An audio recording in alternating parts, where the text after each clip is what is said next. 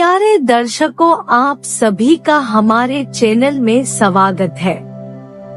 धर्म से जुड़ी वीडियो देखने के लिए हमारे चैनल को सब्सक्राइब और लाइक करें। धन्यवाद।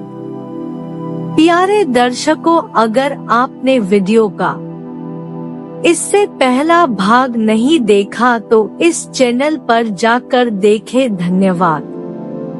पिछली वीडियो में हमने देखा कि साखी पंजे साहिब की, और अब आगे हम यह दुआ करते हैं कि प्यारे दर्शकों के ऊपर वाहिगुरु कृपा करे।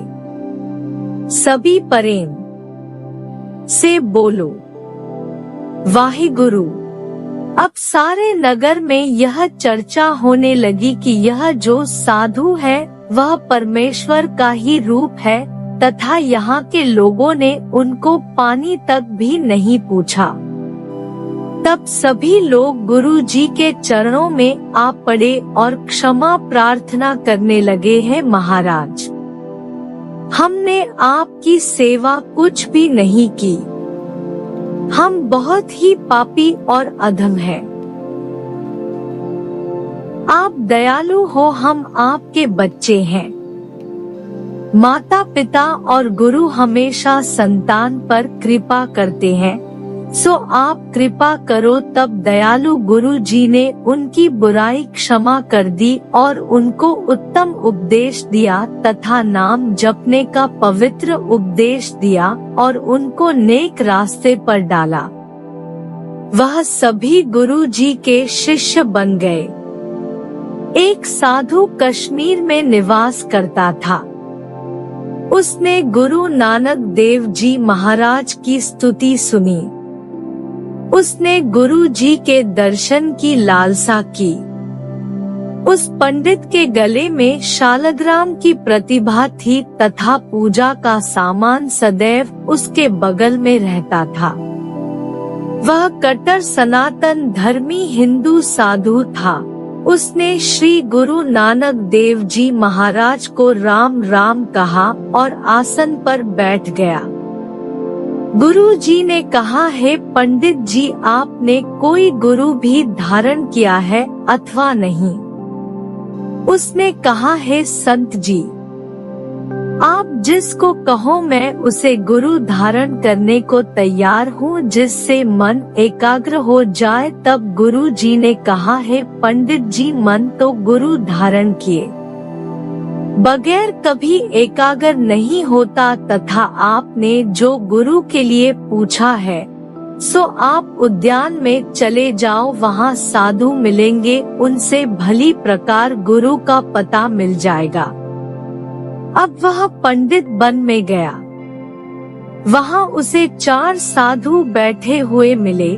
नमस्कार करके एक और बैठ गया। उनमें एक ने पूछा, है पंडित जी, आप अपने आने का कारण बताओ। तब उसने कहा, मैं गुरु की भाल कर रहा हूँ।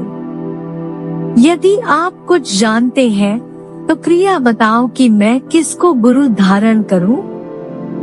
उन्होंने संकेत करके कहा, हे ब्राह्मण देवता, वह जो ऊंचा मकान है उसमें तुम्हारा गुरु है, आप उसके पास जाओ।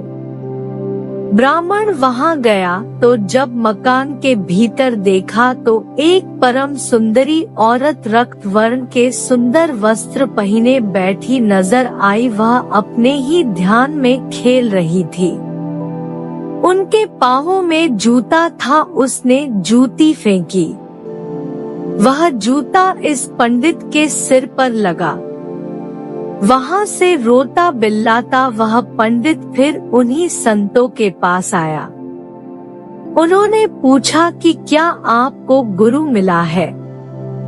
तब उसने तमाम वार्ता सुना दी। उन्होंने कहा, है मित्र, जिसकी तुम पूजा कर रहे हो वह तो माया है।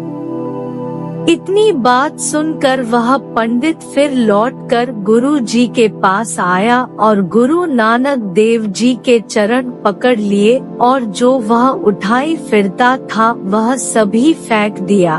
सभी पुस्तकें लुटा दी और कुछ सामान श्री गुरु नानक देव जी का शिष्य बन गया। तब गुरु जी ने उस निमित्त एक श्लोक उच्चारण किया। जब यह शब्द गुरु जी ने उच्चारण किया तब और कश्मीरी पंडित मिलकर गुरु जी के निकट आ बैठे और कहने लगे, हैं महाराज, हम सभी वेद पाठ करते हैं और पुराणों को श्रवण करते हैं, परंतु मन से अहंकार नहीं जाता। आप ऐसी कृपा करो जिससे हमारा अहंकार दूर हो जाए। तब गुरु जी ने उनकी प्रार्थना सुनकर पंडितों के निमित्त एक शब्द उच्चारण किया। श्री गुरु नानक देव जी फरमाते हैं, हे पंडित जी, लोभ इस शरीर में कुत्ते की भांति है, झूठ चंडाल है और ठगी कर्मी मुर्दे के समान है, तथा परनिंदा चूड़ी के सदृश है, मन अग्नि के तुल्य है, रस कस आदि बुरे कर्म है। बताओ परमात्मा का नाम भीतर कैसे प्रवेश कर सकता है? जब तक सत्संग न हो तब तक मन की शुद्धि नहीं हो सकती। उत्तम कर्म करने वाला उत्तम होता है तथा नीच कर्म करने वाला नीच कहलाता है। हे पंडित जी, नाम स्मरण करने से तथा नाम जपने एवं मनन करने से शरीर में शांति का वास होता है और वही मुक्ति को प्राप्त होता है। वह सुनकर यह पंडित जी श्री गुरु जी के चरणों पर पड़ गए और गुरु जी के शिष्य हो गए। गुरु जी ने फरमाया है, मित्र, विद्या का अभिमान नहीं करना, संतों की सेवा अतिथि सम्मान सदैव करना उत्तम है, नाम जपना दान करना मिथ्या भाषण नहीं करना, यह परम धर्म कहा है। यह कहकर गुरु जी वहां से चले। अगला भाग देखने के लिए चैनल को सब्सक्राइब और लाइक करें। धन्यवाद।